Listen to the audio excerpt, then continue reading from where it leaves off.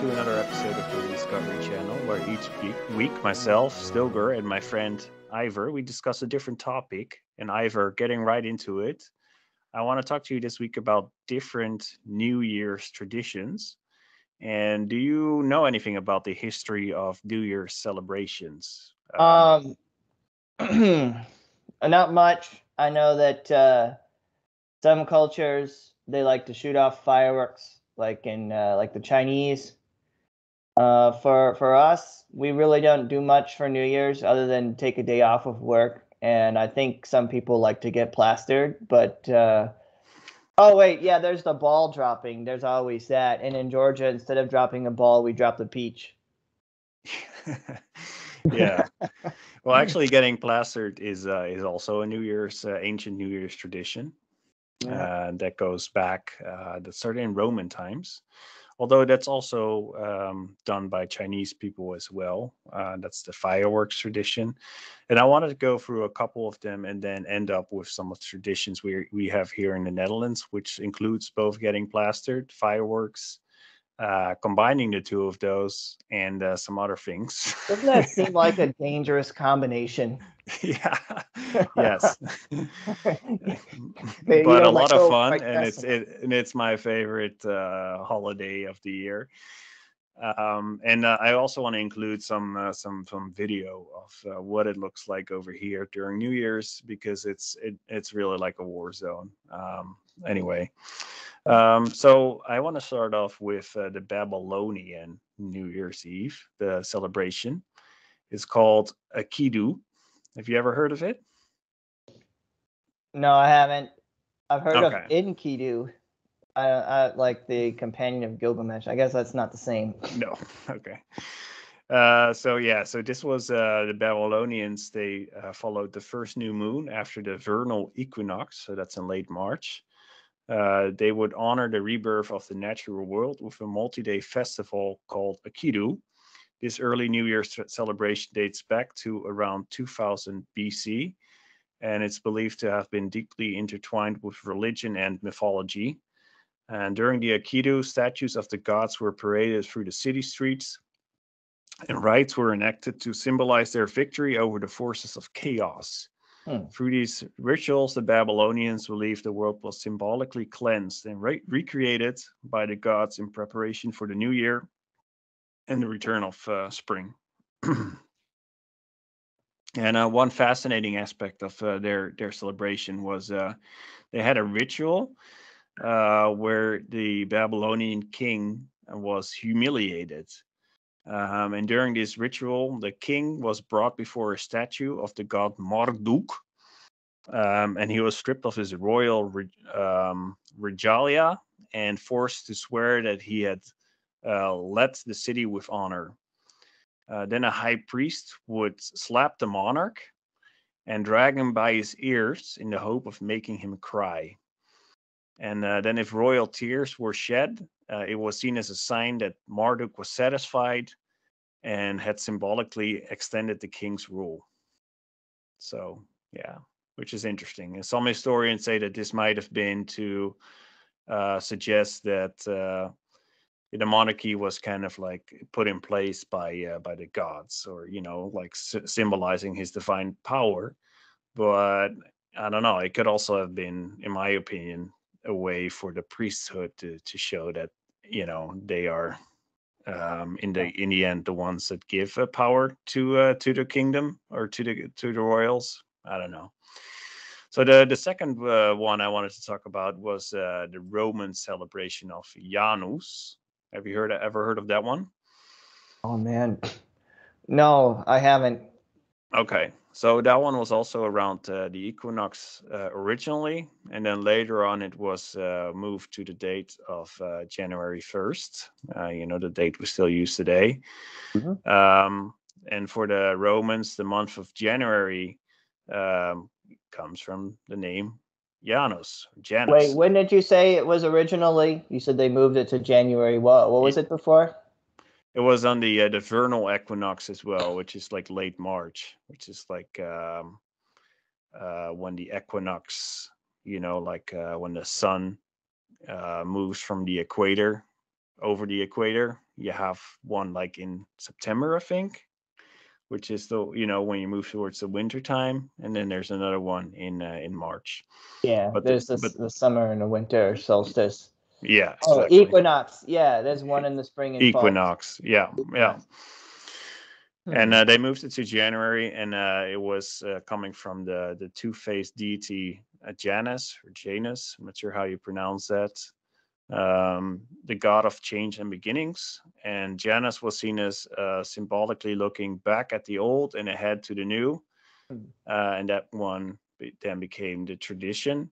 It's still something we do today, looking back at the previous year and looking forward with good intentions and all that. And they would celebrate January 1st by giving offerings to the god in the hope of gaining good fortune for the new year. It's also something that transcends Roman tradition. And it was also seen as setting the stage for the next 12 months.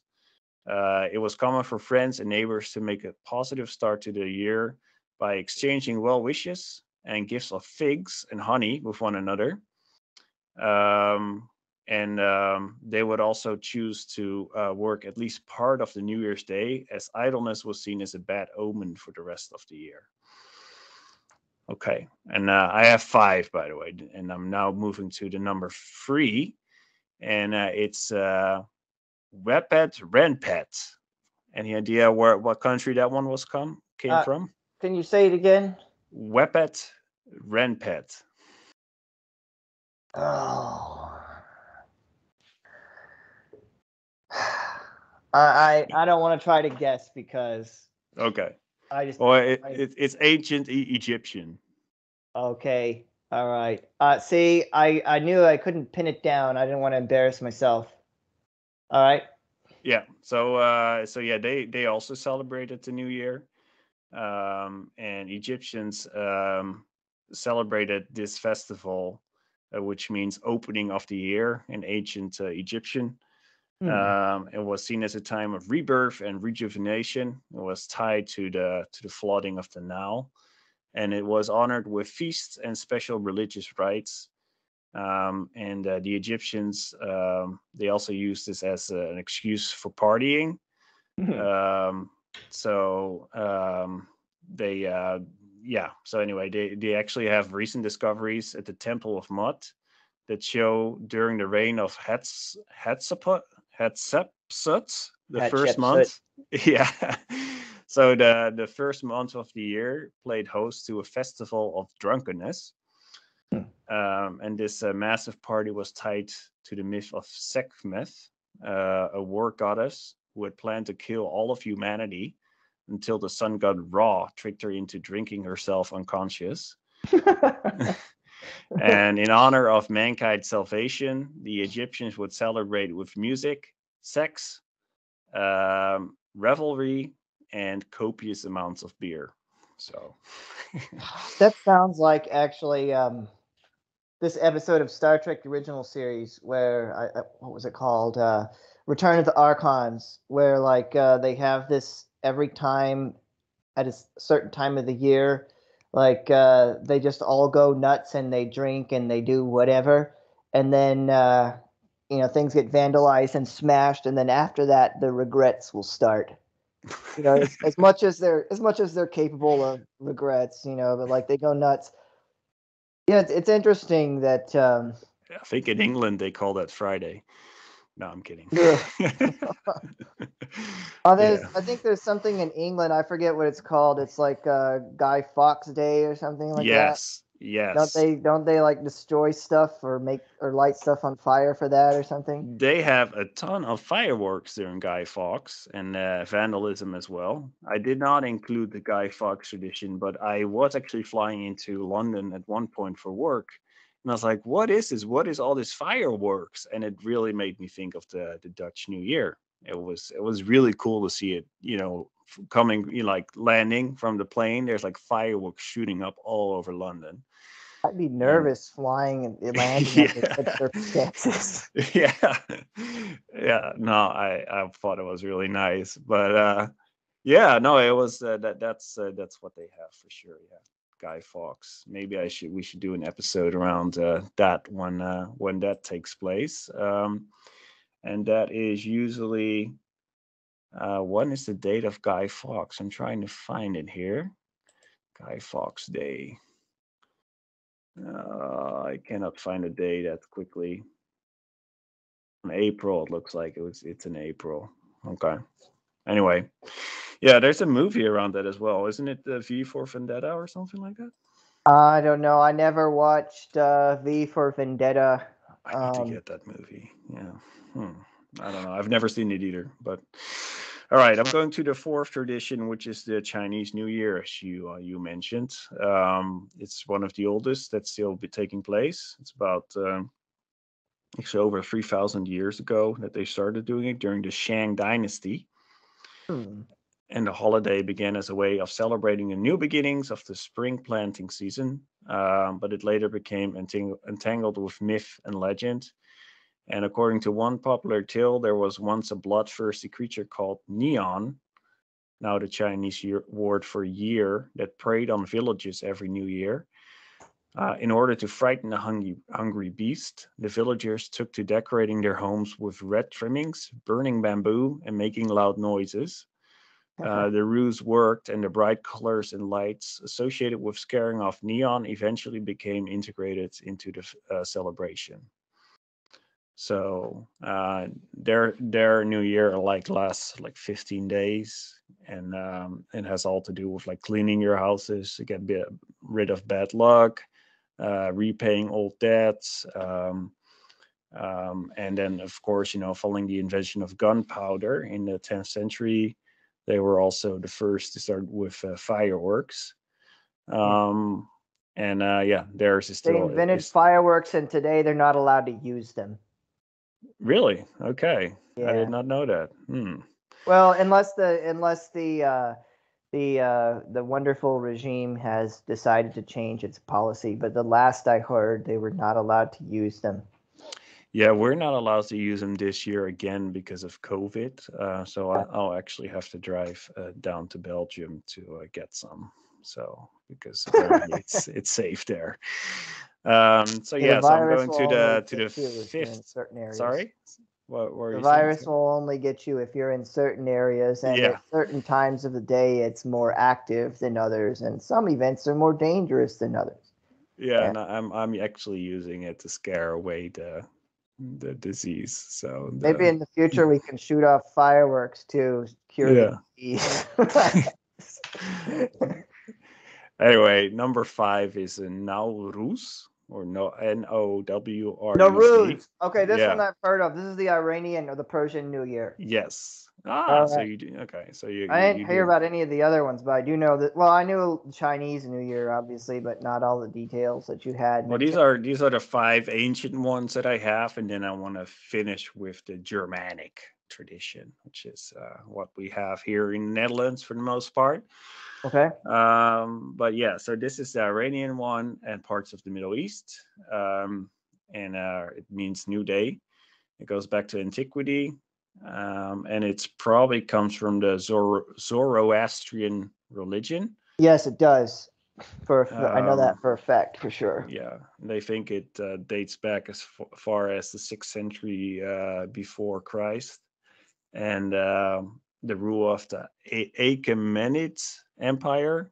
I always say Achaemenid. I'm not sure if that's right. That's probably right. That sounds better. So unlike many other ancient Persian festivals, it persisted even after Iran's conquest by Alexander the Great and the rise of Islamic rule, or the defeat by to Islam.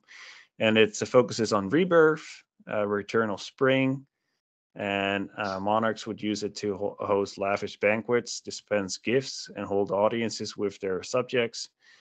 Other traditions include feasts, exchanging presents with family members and neighbors, lighting bonfires, dyeing eggs, and sprinkling water to symbolize creation. Dyeing eggs? Yeah. That's what we do for Easter. Yeah. We used to do. Yes, same here. That must be an old Indo-European tradition. Yeah, I think it was Christianized afterwards. But yeah. Yeah, We're going to have to investigate this one to find out more. I agree. So one unique ritual that arose around the 10th century involved electing a ruler, a Naurusian ruler, a commoner who would pretend to be king for several days before being dethroned near the end of the festival, which is interesting. And it has evolved over time, but many of the ancient traditions, like the bonfires and the colored eggs, remain part of the modern holiday, which is still observed by an estimated 300 million people each year. So those were the 5 ancient ones, and now I want to get to the ones that we have here in the Germanic world, which apparently actually have very much in common with some of the ancient ones as well. Bonfires, we already heard. Fireworks, although it was before it was just fires that and the wheels of fire they would set in the forests to scare off evil spirits, making loud noises. I was one time in a German town where they were using these giant whips that they would crack to make noises. And it was really cool because it was like it looked like it was something. The town looked like it was something out of Lord of the Rings because there was a lot of castles and things like that, and it would echo all over the place. And they also have, of course, drinking is part of the tradition as well. I already mentioned. And in Germany and also other parts of the world, they actually call it Silvester after Pope Silvester the First, which because there was a celebration, the feast of Saint Silvester, took place on December 31st. So that's how they tried to Christianize the church tried to Christianize the holiday. And Sylvester actually plays a part in the donation of Constantine, which is a forged document in the second half of the 8th century, which goes around. It's about Constantine. He wants to take a second wife, and he asks Sylvester, and he denies him this permission. Calling on heaven as a witness. Then Constantine threatens him, and Sylvester, rather than give in, escapes into the woods. Then Constantine falls ill, and when he's desperate of regaining his health, he has a dream which commands him to send for Sylvester.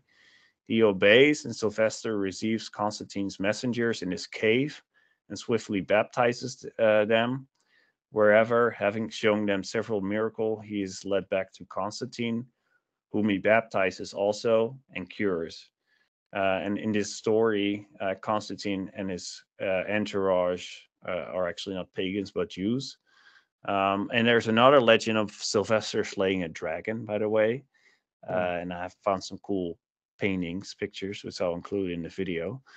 But anyway, this is used to kind of like show that the papacy has dominion over the emperor. That's how it's used. Although anyway. in fact they never actually did. They started to have their power really started after the fall of the Western Roman Empire, when they had to start cutting deals with the Germanic monarchs in order to survive. And also they would legitimize these Germanic monarchs in exchange for protection. So I think that's where they crowned Charlemagne as the Holy Roman Emperor. Not the Holy, no, he wasn't Holy Roman Emperor. It was Roman Emperor, right? Yeah. Mm-hmm. Yeah. Even though he didn't have possession of Rome or Spain, for that matter, either. No, I agree. So now I want to talk about some of the dishes, and maybe you can talk about some of the dishes you have in Georgia. But in Germanic countries, you have sauerkraut, but you also have lentil soup, which is believed to bring abundance and money. And in the Netherlands, we have something called oliebollen, which are basically fried dough balls, which goes back to basically thousands of years ago. And it was a way to store energy during the winter times when people would be really, starving, literally. And this way, the dough would last longer. At first, they were pancakes, and later on, they became more dough bally. And people would also wish each other best wishes. And it was custom that that if a poor person would wish you best wishes around New Year's, that you would give them some of these dough balls. But then that was like becoming too cumbersome, and that was later on abolished and became turned into like the best wishes greeting cards. But we do still have, like, if you have a newspaper subscription, which I don't, but they come by the door and they say, "Oh, best wishes," and then you're supposed to give them some money. So we still have that tradition. Do you have any Georgian special foods you eat during New Year's, or? So I'm not from Georgia originally. Um, I don't. It's just that I know they drop the peach here, whereas in New York they drop that ball. And I think when I pay attention, I would usually rather watch the peach drop than the ball drop. I know my brother used to go there down to Atlanta to watch the peach drop. My family doesn't really celebrate New Year's. Okay. So, yeah, and in fact, Isn't there something with black-eyed peas or something? Aren't they supposed to bring good luck? I Or have is no idea, man. okay? I think New Year's is not that big of a holiday anywhere in the United States. At most, it's like an excuse to drink. I think a lot of people, they like to watch sports on New Year's, but like I don't really care about sports, so I never really got into that tradition. And my wife might have some customs that her family does, but if so, she hasn't ever really shared them with me. So we don't really do anything for New Year's. My plan is probably just to play video games on New Year's and sleep in the Okay. next day. Some Yeah, people shoot for off us fireworks, though. it's a big deal. We have people over, we do games, and then we eat a lot of oliebollen, which is the fried foods. And then we have normally have fireworks, at midnight, and then in the street there'll be like, like the whole place turns into a war zone, which is it's exciting. And you have champagne, and people, all the neighbors come out in the street. Everybody wishes each other's best wishes. And typically the neighbors will put out some tables and stuff in we'll have like an oil drum. And at some point we'll throw in some old Christmas trees and stuff like that. And Burn the it gets Christmas pretty tree. crazy. So it's really, for me, it's so much fun. So yeah, it's really just one of those traditions. And growing up as a kid, as a boy, the fireworks, like you get a lot of fireworks, and you have like your backpack full of fireworks, and you start setting it off like early in the day of like New Year's Eve. Mhm. Basically, most of the day you spend shooting it off. Like if there's ice on the waters or on the canals, you'll try to shoot fireworks under the ice, and you throw it at each other, you kick it, and you play soccer with it and stuff like that. And it's just it's a lot of chaos. And we would also like make our own smoke bombs, which we would use chemicals that one of my buddies got from a farmer. And it's basically you mix it with sugar, and then you would light it, and then some kind of chemical reaction would start, and the whole neighborhood would like turn all milky. Not sure what was in it. Probably wasn't very good. But yeah, so there's a lot of tradition. There was another Germanic one that we don't have here, which I thought was interesting. It's called Blygisen. It's actually they still do it. It was you melt lead, and then you throw it in on a little piece on a spoon, and then you drop it into cold water, and then the shapes of the metal are used to kind of like decide your future in the coming year, which is, of Very course, ancient yeah, rites. yeah. It was, now it's just for fun. People don't take it seriously, and people will get poisoned. So instead of lead, now they're using zinc, because lead is, extremely poisonous.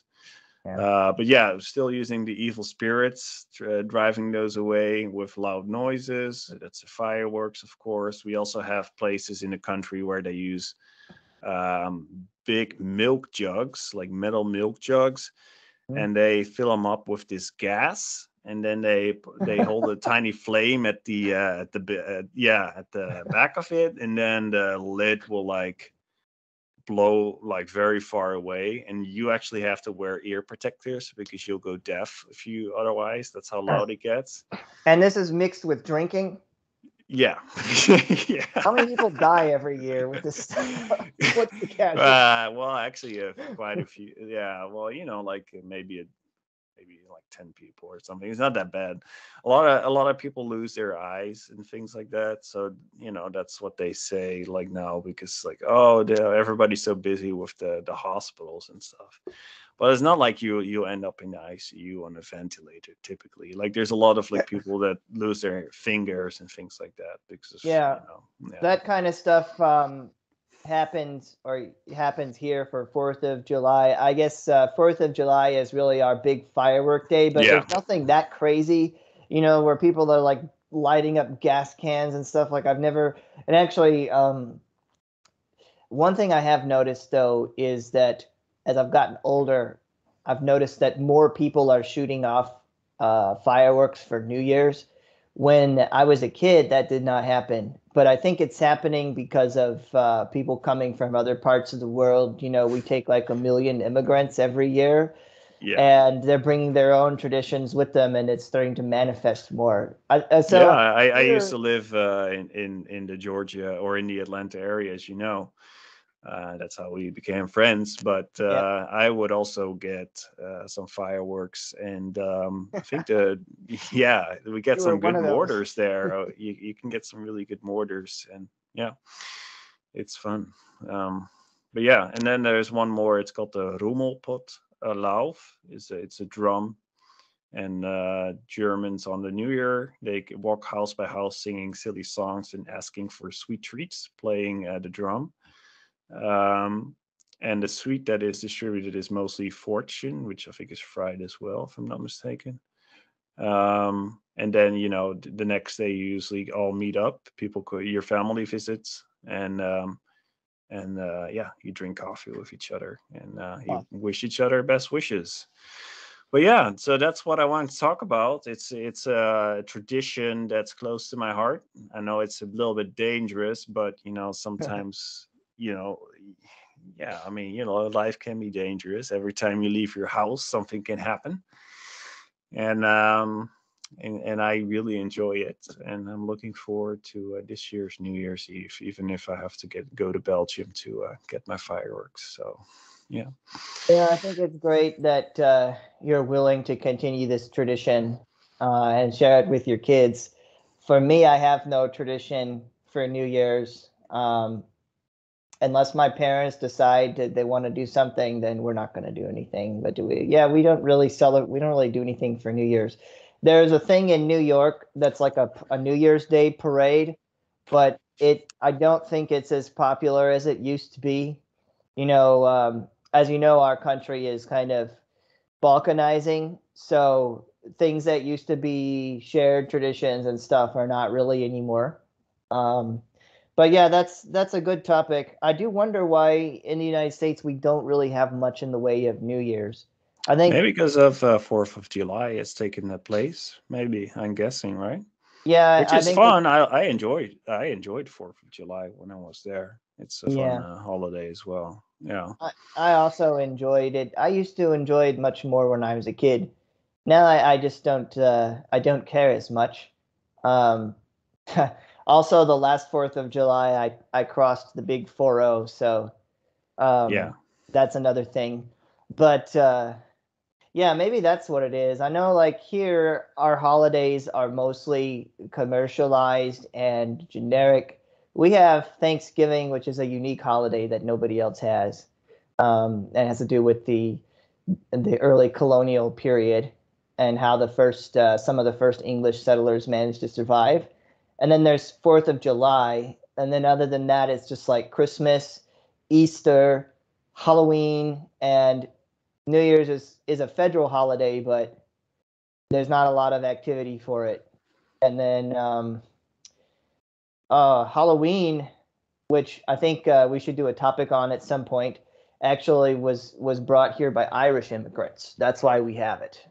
Mm. So Yeah, I would love to hear more because I don't know too much about Halloween, and it's starting to get more popular here as well. it's So spreading. The yeah, Americanized version is spreading everywhere. it is. Yeah. I do like the combination of lights that people have been doing more these days, like purple and orange lights.